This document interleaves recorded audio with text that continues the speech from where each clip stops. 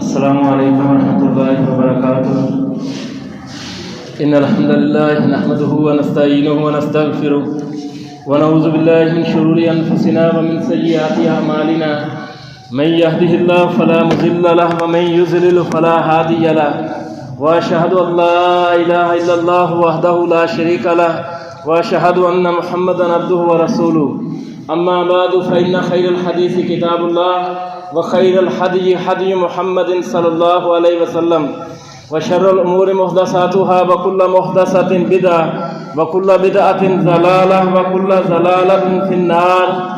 أعوذ بالله من الشيطان الرجيم من حمزه ونفخه ونفثه. يا أيها الذين آمنوا اتقوا الله حق تقاته ولا تموتن إلا وأنتم مسلمون.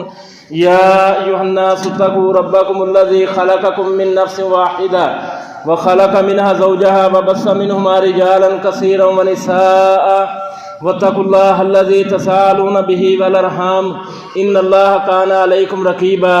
يا أيها الذين آمنوا اتقوا الله وقولوا قولا سديدا يصلح لكم أعمالكم ويغفر لكم ذنوبكم ومن يطع الله ورسوله فقد فاز فوزا عظيما. حمد و ثنا اللہ رب العزت ہی کے لیے ہے اور درود و سلام ہو محمد رسول اللہ صلی اللہ علیہ وسلم پر.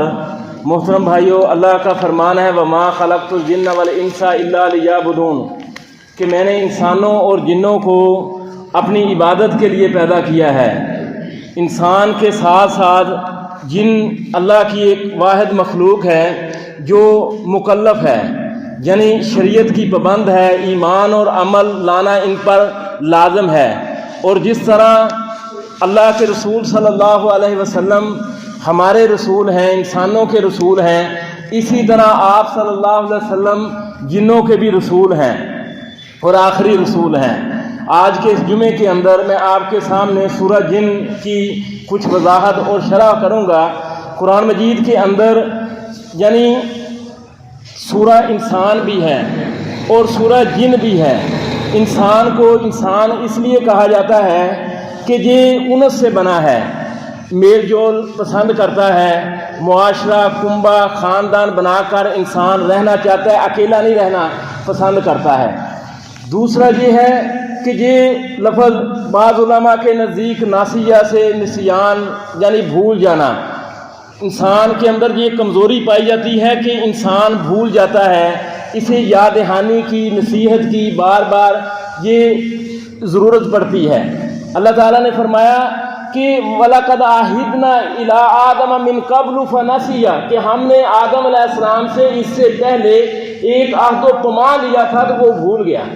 آدم بھول گیا اور آدم کی اولاد اسی سے انسان ہے. ایک معنی انسان کو انسان اس لیے کہا جاتا ہے کہ یہ نظر آنے والی مخلوق ہے. موسیٰ علیہ السلام جب کوہ طور پر پہنچے تو اس وقت انہوں نے، قرآن مجید کے اندر آتا ہے کہ اس وقت انہوں نے کہا انی آنست نارا، اپنی بیوی سے کہا کہ میں نے آگ پائی ہے. آنست نارا کہ میں نے آگ کو دیکھا ہے، میں وہاں جاتا ہوں، ہو سکتا ہے کہ ہمیں کوئی آگ تاپنے کے لیے سردی کا موسم ہے مل جائے. اور جن ایسی مخلوق جو نظر نہ آنے والی ہو. ابراہیم علیہ السلام کے واقعے کے اندر ہے کہ اللہ نے فرمایا فلما جن علیہ اللیل کہ جب رات کا اندھیرا چھا گیا، رات کی تاریکی چھا گئی تو اس وقت ابراہیم علیہ السلام نے کہا کہ یہ ستارہ میرا رب ہے. تو جن یعنی جن وہ مخلوق ہے جو نظروں سے اوجھل ہو. اس مادے پر جو بھی لفظ آتا ہے اس کے اندر یہ خصوصیت پائی جاتی ہے. مثلا جنت ہے، جنت چونکہ سرسبز ہے اور اس کی زمین نظر نہیں آئے گی، سبزہ ہر طرف ہریالی ہوگی. اسی طرح جنین یعنی وہ بچہ جو ماں کے پیٹ کے اندر ہوتا ہے نظروں سے اوجھل ہوتا ہے.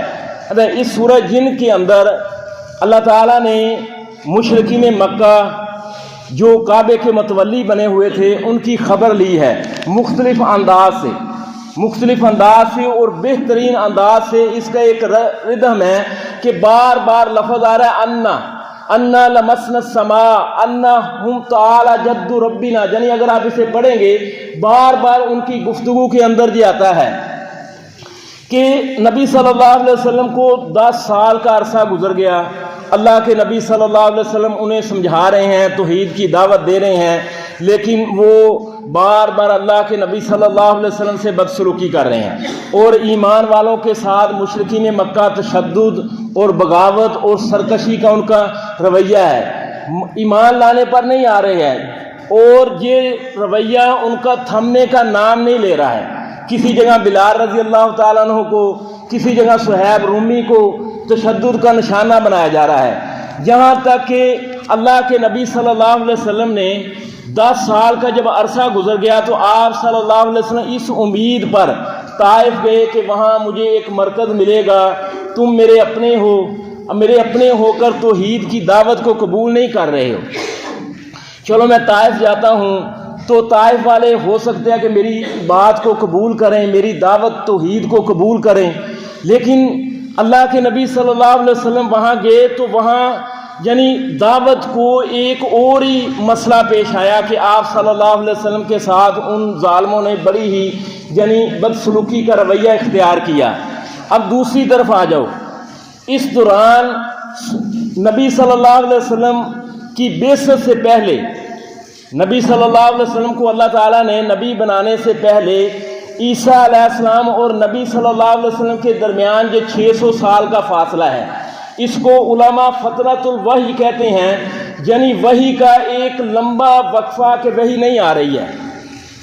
تو اس دوران کیا ہوتا تھا کہ جنوں نے آسمانوں پر کرسیاں لگا لی، کچھ خالی جگہ پائی اور انہوں نے کرسیاں لگا لی اور ان کرسیوں پر وہ بیٹھا کرتے تھے، اور اللہ تعالیٰ نے سورۃ سبا کے اندر ذکر کیا ہے، جس کا ذکر نبی صلی اللہ علیہ وسلم نے صحیح بخاری کی ایک روایت کے اندر بھی کیا ہے کہ اللہ نے فرمایا کہ حتی اذا فزع عن قلوبہم، کہ اللہ تعالیٰ جب کسی چیز کا فیصلہ کرتا ہے تو وہ نبی صلی اللہ علیہ وسلم نے فرمایا کہ اللہ کا جو پیغام ہے، جو فیصلہ ہوتا ہے، امر ہوتا ہے، وہ فرشتوں کے پاس اس انداز میں آتا ہے کہ جیسے پتھر پر ایک زنجیر کو کھینچا جائے۔ تو اللہ کے فیصلہ کہ اللہ کا فیصلہ آ رہا ہے تو وہ جو عرش کے آس پاس کے فرشتے ہوتے ہیں سارے کے سارے اس فیصلہ پتہ نہیں کیا ہوگا، جو اس فرشتے اس ہیبت سے بے ہوش ہو جاتے ہیں۔ اللہ نے فرمایا سورۃ سبا کے اندر حتی اذا فزع عن قلوبہم، کہ جہاں تک کہ جب ان فرشتوں کے دلوں سے گھبراہٹ دور ہوتی ہے، اللہ کا فیصلہ ان کے پاس پہنچتا ہے، تو سب سے پہلے جبریل علیہ السلام ہوش میں آتے ہیں، تو فرشتے پھر اس کے بعد ہوش میں آتے ہیں تو وہ کہتے ہیں قالوا ماذا قال ربکم، کہ تمہارے رب نے کیا کہا ہے؟ قالوا الحق، انہوں نے کہا کہ الحق، حق نے حق بات کہی ہے، وَهُوَ الْعَلِيُّ الْكَبِيرُ، اور وہ ذات بہت بلند ہے، بہت بڑی ہے۔ جب جبریل علیہ السلام دوسرے فرشتوں کو یہ بات بتلا رہے ہوتے ہیں کہ اللہ کا یہ فیصلہ ہے، اور فرشتے دوسروں فرشتوں کو یہ بات بتلا رہے ہوتے ہیں، تو نبی صلی اللہ علیہ وسلم نے فرمایا کہ یہ جو جن ہوتے ہیں یہ ایک دوسرے پر چڑھ کر وہاں آسمانوں پر کرسیاں لگا کر بیٹھے ہوتے تھے نبی صلی اللہ علیہ وسلم کی آمد سے پہلے، تو وہاں یہ گن سن لے لیتے تھے کہ آج یہ فیصلہ ہوا ہے، اور پھر وہ جن جو ہے زمین پر بیٹھا ہوا جو کاہن ہے اسے اپنے مطالبے منوا کر اس کو وہ بات بتلاتا تھا، 9 باتیں مزید شامل کر کے، اور کاہن اس کے اندر 100 جھوٹ شامل کرتا تھا، لیکن بات ایک حق وہ جن چرا لیتے تھے۔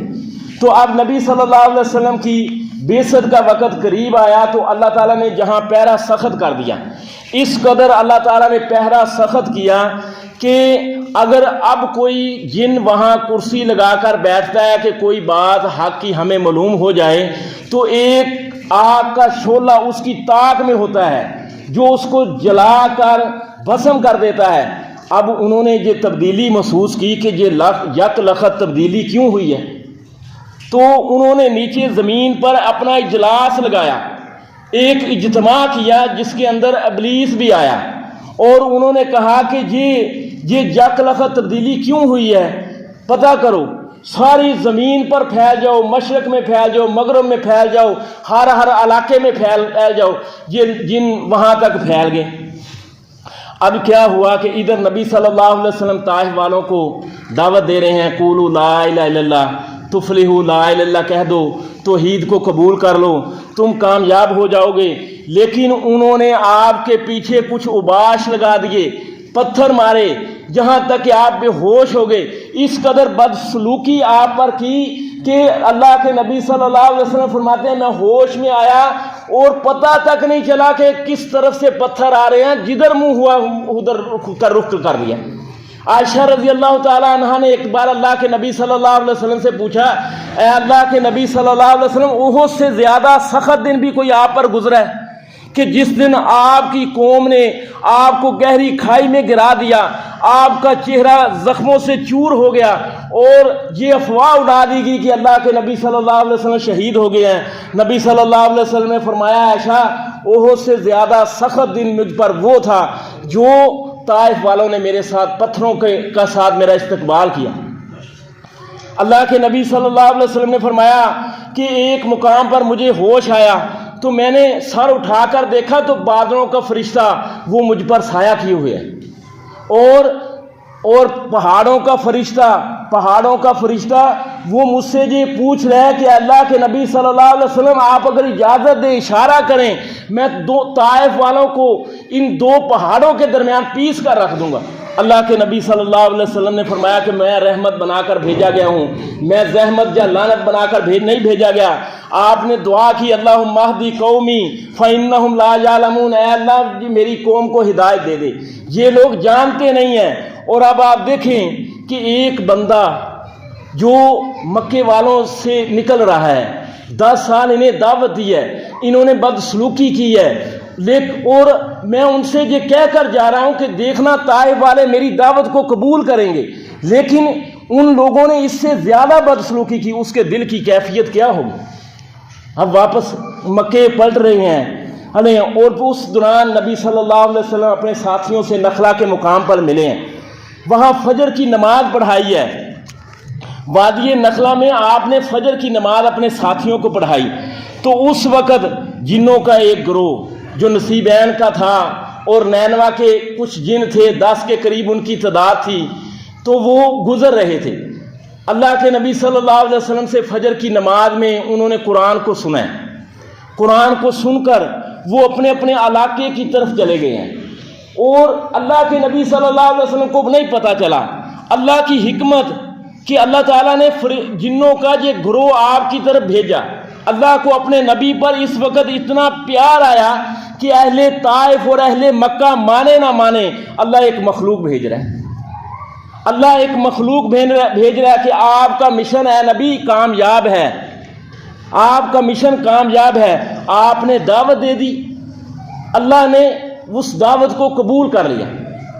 आपका मिशन ये नहीं है कि लोग कबूल करेंगे तब आपको अजर मिलेगा, ये नहीं है। लोगों की कबूलियत पर अजर नहीं है, बस आपने दावत दे दी। हाँ, दावत किताब व सुन्नत की हो, अगर दावत किताब व सुन्नत की ना हो तो वो दावत ही नहीं, या दावत किताब व सुन्नत के खिलाफ हो तो वो भी अल्लाह कबूल नहीं करेगा।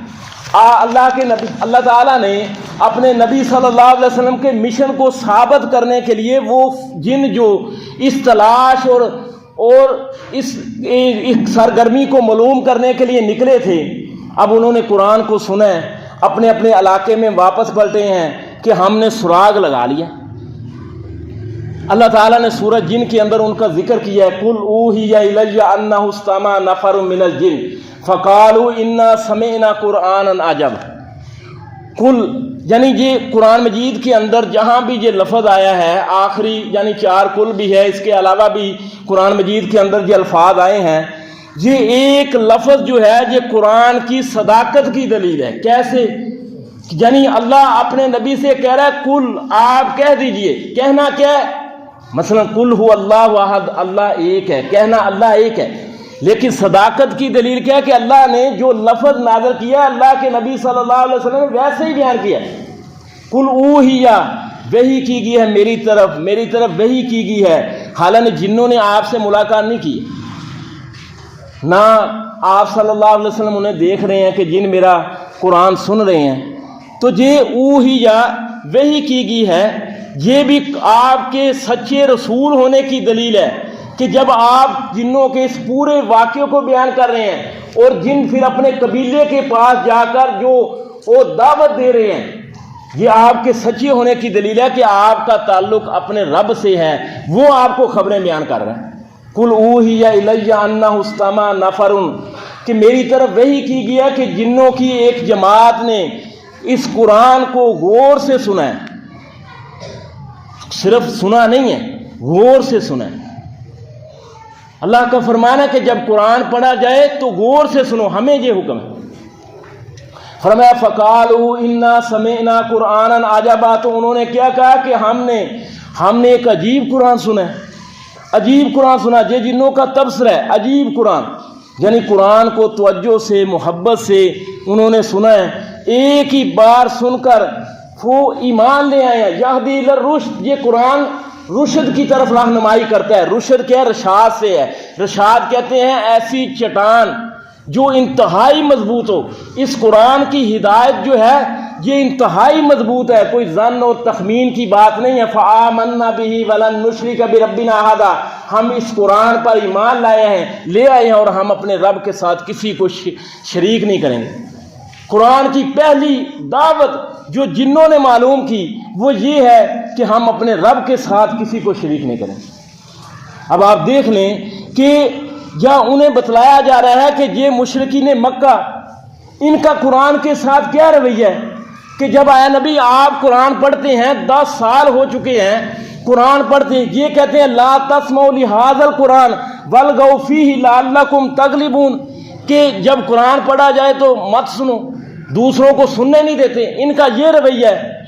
اور اس قرآن کے بارے میں ان کا کیا تبصرہ ہے؟ کبھی کہتے ہیں یہ شاعر کا کلام ہے، کبھی کہتے ہیں یہ کاہن کا کلام ہے، کبھی کہتے ہیں یہ مجنوں کا کلام ہے۔ اصل کمی جو ہے وہ آپ کی دعوت میں نہیں ہے، اصل کمی دل کے کھلنے کی ہے۔ ان کے دل بند ہے۔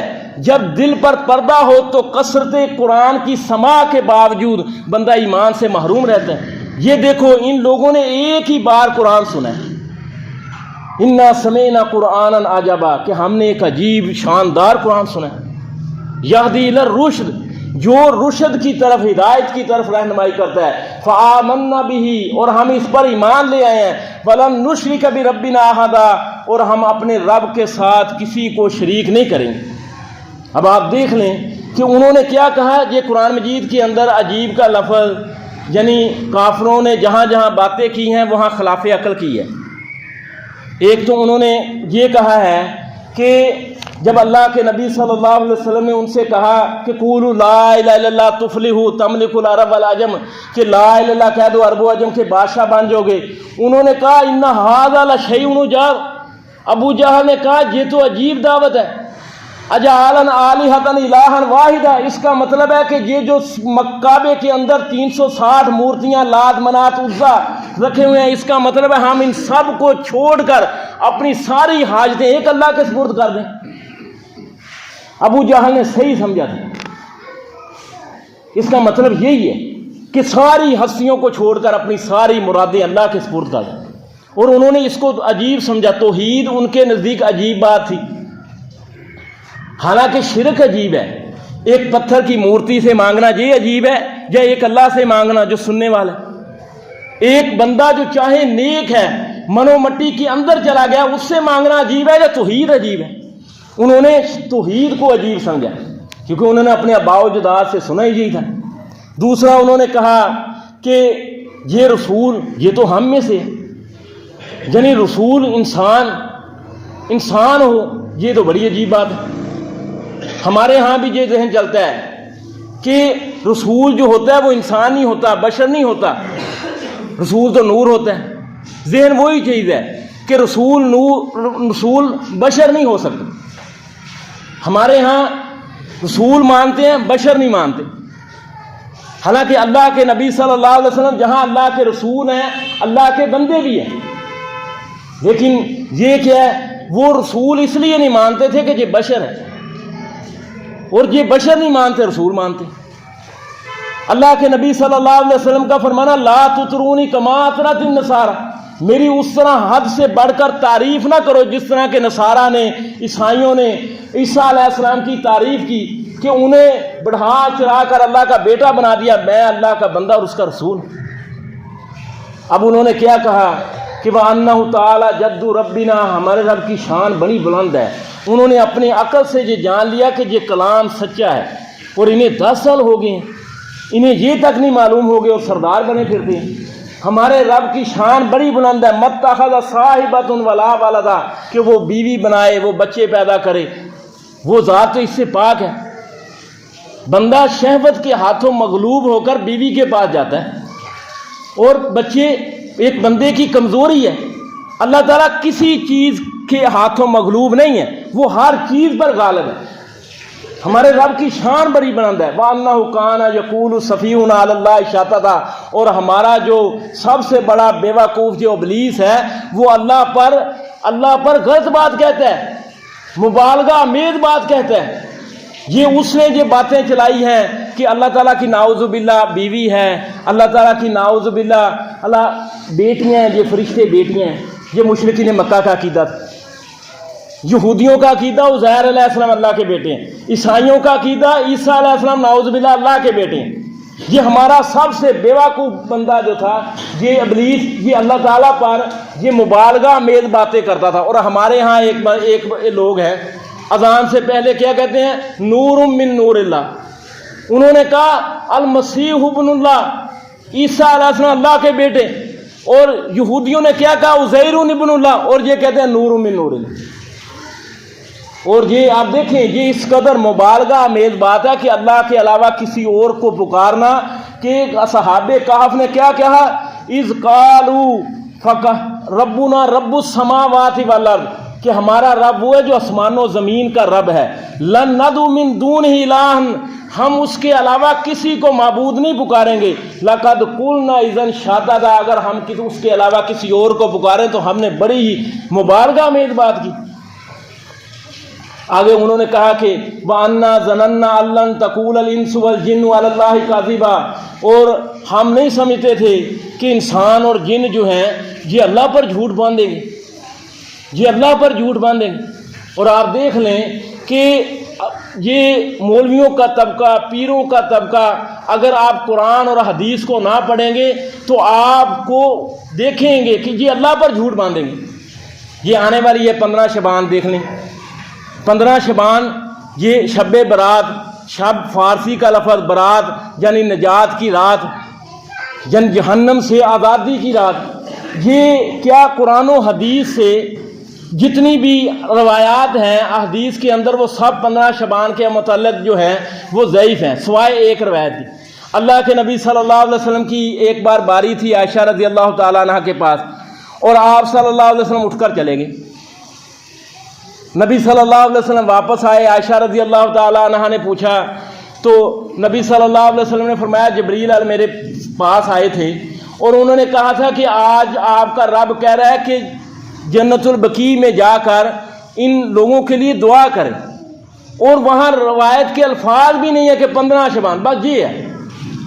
اور پھر یہ یعنی 15 شعبان آئے گی تو آپ دیکھیں ساری رات یہ باتیں ہوں گی، انا انزلناہ فی لیلۃ المبارکہ، کہ ہم نے اس قرآن کو مبارک رات میں نازل کیا ہے۔ مولوی حضرات یہ پڑھیں گے، لیکن وہ یہ قرآن سے نہیں پوچھیں گے کہ قرآن کیا کہہ رہا ہے کہ وہ مبارک رات تو شعبان کی نہیں ہے، وہ رمضان کی ہے۔ شہر رمضان الذی انزل فیہ القرآن ھدی للناس، کہ رمضان وہ مہینہ ہے جس میں قرآن نازل کیا گیا۔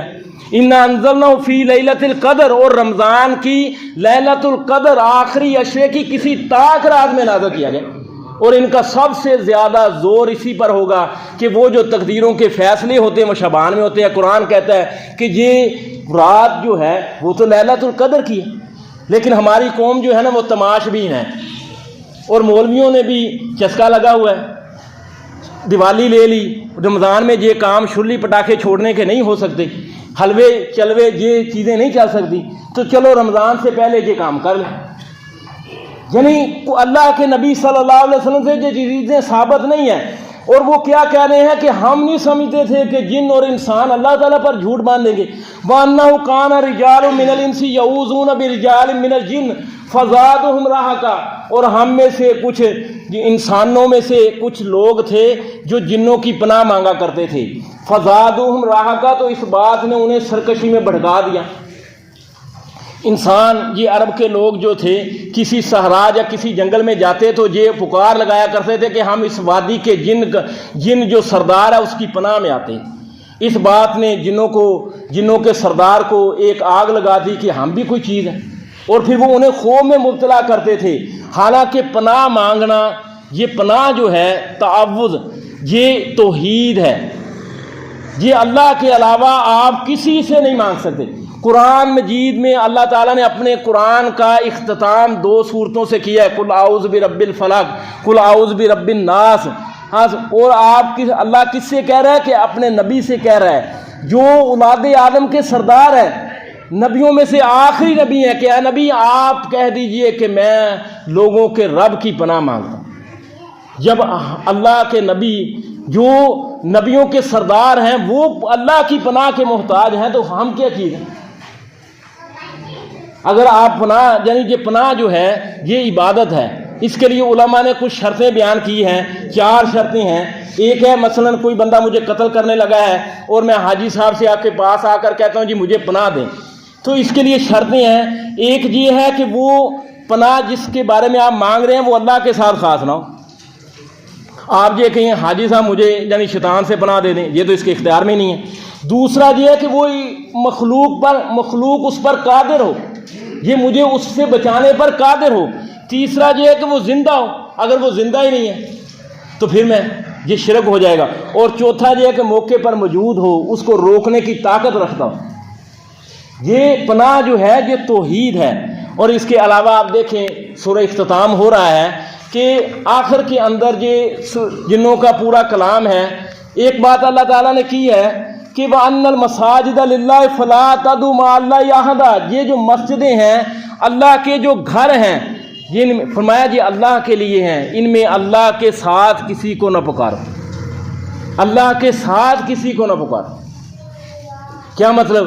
والذین تدعون من دونہ لا یملکون من قطمیر، اللہ کے علاوہ جن ہستیوں کو تم پکارتے ہو وہ ایک کھجور کی گٹھلی کے اوپر جو بریک سی جھیلی ہے اس کے بھی مالک نہیں۔ مسجد اللہ کا گھر ہے، وہاں اللہ کے ساتھ کسی کو پکارنا جائز نہیں ہے۔ اور آپ دیکھیں یعنی یہاں یا اللہ یا محمد، ہمارے ہاں نعرے بھی چلے ہوئے ہیں، نعرہ تکبیر، نعرہ رسالت، نعرہ حیدری، اور وہ خوف نہیں آتا کہ اللہ کے گھر میں یہ کام ہو رہے۔ اس وقت صرف 2 مسجدیں تھیں، ایک مسجد حرام تھی جس وقت جو سورہ نازل ہوئی ہے، دوسری مسجد اقصیٰ تھی۔ نبی صلی اللہ علیہ وسلم نے ابھی ہجرت کی نہیں، فرمایا ان المساجد للہ فلا تدعوا مع اللہ احدا، مساجد اللہ کے لیے ہیں، ان میں اللہ کے ساتھ کسی کو نہ پکارو۔ یہ خاص جگہ ہے۔ جب مساجد اللہ کے لیے ہیں تو پھر اور جگہ جانے کا کیا مقصد ہے؟ اللہ کو پکارنا یہ عبادت ہے، الدعاء هو العبادہ، دعا عبادت ہے۔ تو مسجد میں وہی کام ہوگا جو عبادت ہوگا، عبادت کے علاوہ مسجد میں کوئی اور کام نہیں کیا جائے گا۔ وہ مسجد کے تقدس کو مجروح کرے گا، شور شرابہ کرنا، ایسی حرکتیں کرنا جو عبادت نہیں ہے۔ اللہ نے فرمایا وَأَنَّ الْمَسَاجِدَ لِلَّهِ فَلَا تَدْعُوا مَعَ اللَّهِ أَحَدًا، مساجد اللہ کے لیے ہیں۔ اور آپ دیکھیں یہ جو درباروں کے پاس مسجدیں بنائی ہوتی ہیں یہ کیا ہوتی ہے؟ یہ شکاری کے شکار کے کرتب ہوتے ہیں، لوگوں کو پھنسانے کے بہانے ہوتے ہیں، کوئی ایسا نہیں ہے۔ یعنی پیچھے انہوں نے ایک ہستی دفن کی ہوتی ہے، امیدیں مرکز ان کا وہ ہوتا ہے، اور مسجد بنا لی ہے۔ اللہ کے نبی صلی اللہ علیہ وسلم نے کیا فرمایا؟ لعن اللہ الیہود والنصارى اتخذوا قبور انبیاء مساجدا، اللہ تعالیٰ یہود و نصارہ پر لعنت کرے، انہوں نے اپنے نبیوں کی قبروں کو سجدہ گاہ بنا لیا۔ یہودی عیسائی اس نبی کو سجدہ نہیں کرتے تھے، وہ سجدہ تو اللہ کو کرتے تھے، لیکن ان کا یہ فعل پر لعنت کی گئی۔ اور اللہ کے نبی صلی اللہ علیہ وسلم کے پاس آپ کی بیویوں نے بیان کیا کہ ہم نے حبشے میں دیکھا ہے کہ وہاں جب ان کا کوئی نیک بندہ مر جاتا تھا تو وہ اپنی عبادت گاہ میں اسے دفن کرتے تھے۔ اللہ کے نبی صلی اللہ علیہ وسلم نے فرمایا میں تمہیں اس سے منع کرتا ہوں، وَأَنَّ الْمَسَاجِدَ لِلَّهِ، قرآن کہہ رہا ہے مسجدیں اللہ کے لیے ہیں۔ جب مسجدیں اللہ کے لیے ہیں تو پھر کسی اور جگہ جانے کی کیا ضرورت ہے؟ 2 رکعتیں جہاں پڑھو اللہ تعالیٰ سے مانگو، کسی اور سے امید لگانا کیا اللہ کے نبی کا فرمانا کہ اللہ فرماتا ہے یبن آدم، اے آدم کے بیٹے، اذا دعوتنی ورجوتنی لاغفر لک علی ما کان منک، اے آدم کے بیٹے جب بھی تو امید وابستہ کرے، مجھ سے امید وابستہ کرے، جب بھی تو پکارے مجھے پکارے تو تیرے گناہ چاہے آسمان کی چھت کے برابر بھی ہو جائیں تو میں تجھے معاف کر دوں گا۔ یہ ایک بندے کا منہج اگر بن جائے تو اللہ تعالیٰ اسے معاف کر دے گا۔ اللہ تعالیٰ سے دعائے بات کو سمجھانے چلے۔